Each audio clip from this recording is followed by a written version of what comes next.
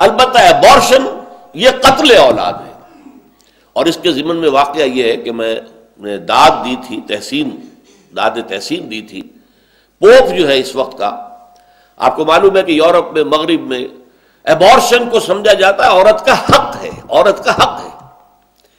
اس کے خلاف جو ہے رومن کیتھولکس کھڑے ہوئے ہیں ابھی تک۔ چنانچہ پوپ کا جو مضمون آیا تھا اس کے خلاف، وہ واقعتاً بہت قیمتی تھا، بہت عمدہ مضمون تھا، میں نے اس کی تحسین کی، اور وہ اس معاشرے کے اندر بھی ڈٹا ہوا ہے۔ جب امریکہ گیا تھا پوپ تو اس کے خلاف مظاہرہ کیا تھا عورتوں نے، اس کے خلاف ڈیمونسٹریشن کی، اور اس کو کہا گو بیک، تم جو ہے ایبورشن کے خلاف بات کرتے ہو۔ لیکن یہ ہے کہ وہ اپنے موقف کے اوپر ڈٹا ہوا ہے۔ تو یہ ہے وہ معاملہ کہ وَلَا تَقْتُلُوا أَوْلَادَكُمْ خَشْيَةَ إِمْلَاقٍ، اگر استقرار حمل ہو گیا ہے اس کے بعد کوئی کام اگر تم کرو گے تو وہ قتل اولاد کے ضمن میں آ جائے گا، جیسے کہ پیدا ہونے کے بعد قتل کر دیا، پیدا ہونے سے پہلے قتل کر دیا، اس میں فرق نہیں۔ وَلَا تَقْتُلُوا أَوْلَادَكُمْ خَشْيَةَ إِمْلَاقٍ نَحْنُ نَرْزُقُهُمْ وَإِيَّاكُمْ۔ اب یہ ہے اصل شے، رزق کے خزانے تو ہمارے ہاتھ میں ہیں، اگر تمہاری آبادی زیادہ ہو جائے گی ہمارے ذمے ہے، ہم پر واجب ہے رزق، لوگوں کا تمام جو بھی مخلوقات ہے ان کا رزق ہمارے ذمے ہے، ہم پہنچاتے ہیں، اور تمہیں اندازہ نہیں ہوتا کہ رزق کے کون کون سے خزانے کھل جائیں گے۔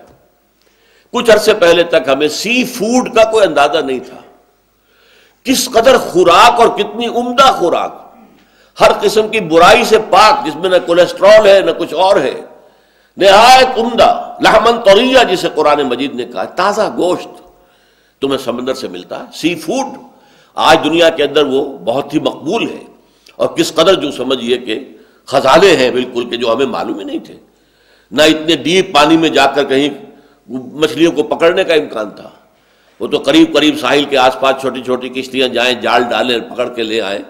یہ جو بڑے بڑے ٹرالرز جو ہیں وہ جاتے ہیں اور جا کر وہ ہزارہا من جو مچھلی جو ہے ایک ایک مرتبہ جو ہے کیچ کر کے لاتے ہیں، اس کو اندازہ ہی نہیں تھا پہلے۔ تو یہ دروازے اللہ کھولتا ہے۔ وَلَا تَقْتُلُوا أَوْلَادَكُمْ خَشْيَةَ إِمْلَاقٍ نَحْنُ نَرْزُقُهُمْ وَإِيَّاكُمْ إِنَّ قَتْلَهُمْ كَانَ خِطْئًا كَبِيرًا، یقیناً ان کا قتل کرنا ایک بہت بڑی خطا تھی، بہت بڑا گناہ، بہت بڑی غلطی، اس لیے کہ تم نے یہ سمجھ لیا ہے کہ شاید اپنے رازق تم خود ہو اور بچوں کا بھی رزق تمہارے ذمہ آ جائے گا۔ یہ رزق تو اللہ تعالیٰ کے ذمہ ہے، اللہ پہنچاتا ہے۔ نحن نرزقهم وإياكم، ہم انہیں رزق دیں گے اور خود تمہیں بھی ہم ہی رزق دیتے ہیں۔ ان قتلهم كان خطئا كبيرا ولا تقتلوا الزنا انه كان فاحشة وساء سبيلا۔ یہ آیہ مبارکہ بہت اہم ہے۔ اسلامی معاشرے کے اندر سیکس ڈسپلن کہ جذبہ جو ہے انسان کے اندر، جنسی جذبہ، اسے پابند کیا جائے۔ اس پابندی کے لفظ سے مجھے حفیظ جالندری کا شعر یاد آیا، کیا پابند نئے نالے کو میں نے، یہ طرز خاص ہے ایجاد میری۔ آواز اگر اصولوں کے مطابق آ رہی ہے تو وہ موسیقی کس قدر کانوں کو لبھاتی ہے، اچھی لگتی ہے، لیکن وہی آواز ہڑبونگ ہو جائے، شور ہو، ہنگامہ ہو، کوئی اس میں نظم نہیں ہے، کوئی پابندی نہیں ہے، نہ سر ہے نہ تال ہے، تو ظاہر بات ہے کہ وہ آدمی کے لیے اس کو برداشت کرنا مشکل ہو جاتا ہے اور انسان کی جان پر بن جاتی ہے۔ تو یہ پابندی جو ہے یہ در حقیقت اس کائنات کے اندر یہ اٹس دی رول۔ تو جنسی جذبہ چونکہ نہایت زوردار ہے، نہایت زوردار۔ اب یہاں اس معاملے کے اندر میں یہ کہا کرتا ہوں کہ ہمارے جدید جو مفکرین ہیں، مغرب پرست خواتین اور مرد، وہ کہتے ہیں یہ تو مولویوں نے اتنا بڑا مسئلہ بنا دیا، انہیں سیکس ہی سیکس نظر آتا ہے، انہیں ہر عورت کو دیکھ کر سیکس یاد آ جاتا ہے۔ حالانکہ ہمارا تو یہ معاملہ نہیں ہے، حالانکہ بکواس ہے یہ۔ جس کو وہ کہتے ہیں کہ وہ بابا آدم ہے جدید سائیکالوجی کا، فرائڈ، اس کے نزدیک انسان کے داعیات و محرکات عمل میں موسٹ پاورفل، سب سے زیادہ قوی وہ جذبہ سیکس ہے۔ اس نے تو یہاں تک پہنچائی یہ بات کہ باپ اگر محبت بھری نگاہ سے بیٹی کو دیکھ رہا ہے تو یہ بھی سیکس کی بنیاد پر ہے۔ باپ مرد ہے، بیٹی بھی جو ہے وہ عورت ہے، لڑکی ہے۔ ماں اگر بیٹے کو محبت بھری نگاہ سے دیکھتی ہے تو یہ بھی سیکس ہے۔ تو اس کی تو انتہا یہ ہے، اور وہ کہتا یہ کہ سب سے بڑا محرک یہ ہے۔ آج کے جدید مفکرین کی مصیبت یہی ہے کہ ہر ایک کے دماغ میں ایک چیز سوار ہو گئی اور اس نے اسی کے اوپر سارا ایکسپلین کر دیا، سارا کا سارا جو معاملہ ہے انسانی تمدن کا اسی کے گرد گھما دیا۔ مارکس کو معاشی ضرورت، پیٹ معاشی، یہ اتنا زوردار نظر آیا کہ باقی ہر شے اخلاق ہو، کچھ ہو، کوئی شے نہیں ہے، مذہب ہو، اصل شے پیٹ ہے۔ اور فرائڈ کو جنس نظر آیا، کسی اور کو ایڈلر کو حب تفوق نظر آیا، دی ارج ٹو ڈومینیٹ، کہ ہر ذی روح جو ہے کوشش کرتا ہے کہ وہ دوسروں کے اوپر اپنا جو ہے روب ڈالے، ان سے اوپر ہو جائے، ڈومینیٹ کرے، لوگ اس کا کہنا مانے، اس کی سنیں اور تابع داری کرے، ڈومینیشن کا جذبہ جو ہے، حب تفوق۔ لیکن یہ سب اپنی جگہ ہیں، انسان کے اندر پیٹ بھی ہے، اس کے تقاضے بھی ہیں، لازماً ہے، اس میں کوئی شک نہیں، جنس بھی ہے اور جنس کا جذبہ بہت زوردار ہے، اس میں کوئی شک نہیں۔ یہ جذبہ اگر اتنا زوردار نہ ہوتا تو کوئی شادی کرتا ہی نہ۔ بھائی اپنا اکیلے کا پیٹ پالنا، ساتھ ہی ایک اور آ گئی ہے، اس کا بھی پیٹ پالنا ہے، پھر وہ بچے جو شروع ہوں گے تو ان کی ساری جو ہے نگہداشت کرنی ہے، ان کو کھلانا پلانا ہے، ان کی تعلیم ہوگی، ان کی تربیت ہوگی، ان کے بیمار ہو جائیں گے تو علاج کی ضرورت ہوگی، یہ ساری مصیبتیں کائے کو؟ یہ کیوں انسان بول لیتا؟ اگر یہ جنسی جذبہ انتہائی شدید نہ ہوتا، ہے یہ جنسی جذبہ انتہائی شدید ہے، لیکن اس سے ڈسپلن میں لانا، ایک نظم کا پابند بنانا، یہ ہم پڑھ چکے ہیں سورہ مومنون کی ابتدائی آیات میں بھی، والذین هم لفروجہم حافظون الا علی ازواجہم وما ملکت ایمانہم فانہم غیر ملومین فمن ابتغى وراء ذلک فاولئک هم العادون۔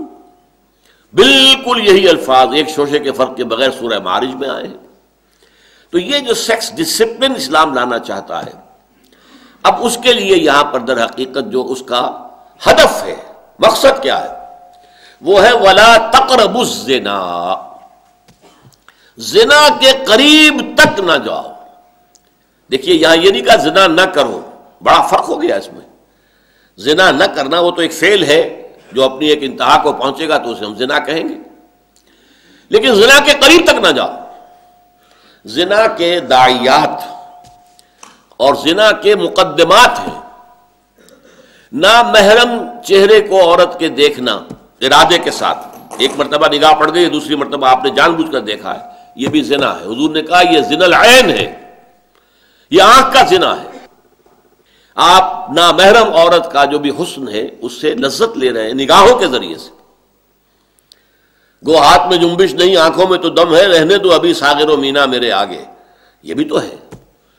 پینے پلانے کی وقت سے تو میں گزر چکا، لیکن ابھی ساغر و مینا میرے نگاہوں کے سامنے تو رکھو، مجھے آنکھوں کی ٹھنڈک تو ملے۔ اس طرح نامحرم عورت کی آواز کو سننا اور کان لگا کر سننا، اب اس میں بھی ایک مٹھاس ہوتی ہے، لوچ ہوتا ہے، عورت جن سے نازک ہے اور ہر اعتبار سے اس کے اندر جو ہے اس کا اثر ہے اس کی زندگی کے اندر، یہ بھی زنا ہے، یہ کان کا زنا ہے۔ کسی نامحرم عورت کے جسم کو ہاتھ لگانا یہ بھی زنا ہے، زنا الید، ہاتھ کے لمس کے ذریعے سے انسان جو ہے وہ ایک جنسی لذت حاصل کرتا ہے۔ ان سب کا راستہ روک دیا جائے، اور اس کے لیے ظاہر بات ہے کہ قرآن مجید نے اور حدیث نبوی نے یہ پردے کا سارا نظام اس کے لیے قائم کیا گیا۔ وَلَا تَقْرَبُوا الزِّنَا، زنا کے قریب نہ جاؤ، تو اس سے فاصلے کے اوپر قدغن رکھی ہے۔ یہاں سے آگے بڑھو گے تو اندیشہ ہے کہ تم مبتلا ہو جاؤ گے۔